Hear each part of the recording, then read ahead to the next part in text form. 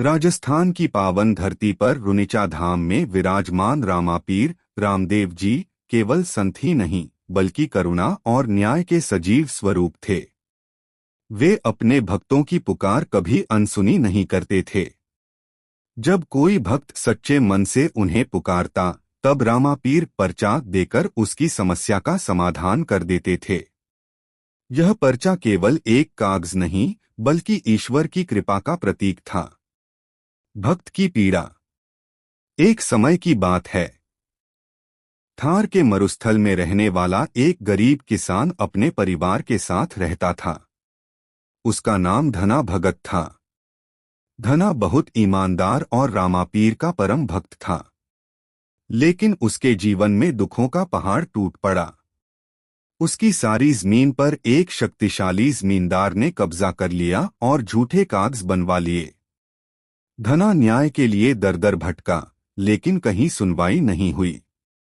परिवार भूख से परेशान था, बच्चे रोते थे और पत्नी की आंखों में आंसू कभी सूखते नहीं थे। रामापीर पर अटूट विश्वास। एक रात धना ने रोते हुए कहा, हे रामापीर, अब तो बस आप ही सहारा हो। अगर आप नहीं मदद करेंगे तो मेरा संसार टूट जाएगा। सुबह होते ही धना नंगे पांव बिना अन्न जल लिए रुनिचा धाम की ओर चल पड़ा।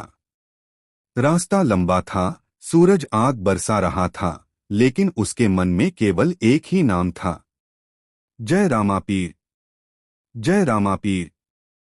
दरबार में पहुंचना। कई दिनों की यात्रा के बाद धना रुनिचा पहुंचा। उसने रामापीर की समाधि के सामने सिर झुकाया और अपनी सारी पीड़ा रोते रोते सुना दी। उसकी भक्ति और सच्चाई देखकर वहां मौजूद साधु संत भी भावुक हो गए। उसी समय रामापीर साधु के रूप में प्रकट हुए। उनके मुख पर तेज था, आंखों में करुणा और स्वर में अद्भुत शांति। पर्चा का चमत्कार। रामापीर ने धना से कहा, डर मत, सत्य की हमेशा जीत होती है।